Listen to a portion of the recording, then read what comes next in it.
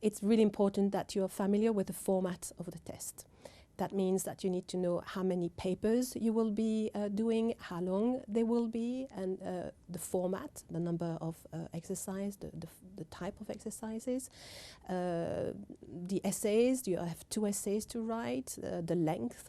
And if you are familiar with that, you already reduce your stress level and you come better prepared to the exam. You can already immediately concentrate on the content of the test. The first tip is that you don't lose marks for wrong answers. So it's important to answer every single question. If you have to guess, you guess. It doesn't matter. But at least you are trying to answer all the questions, and therefore you're trying to gain more marks.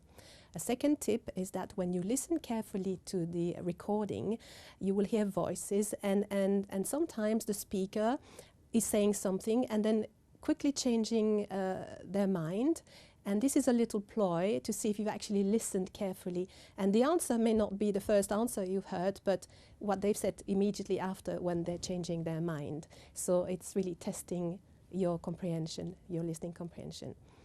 A third tip is that you have to pay attention to errors, small errors like spelling.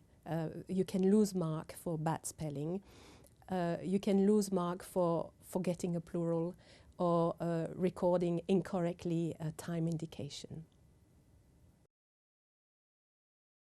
Leave a question for later if you can't answer.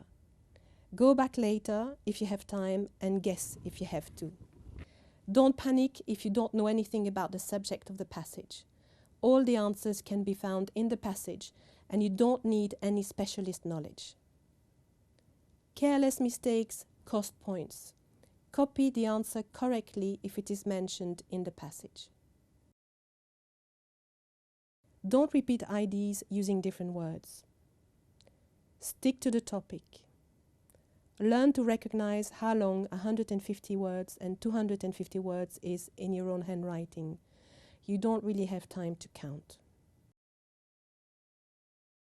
The speaking is not a test of knowledge. It is not just testing your grammatical accuracy. We want to test your ability to communicate effectively.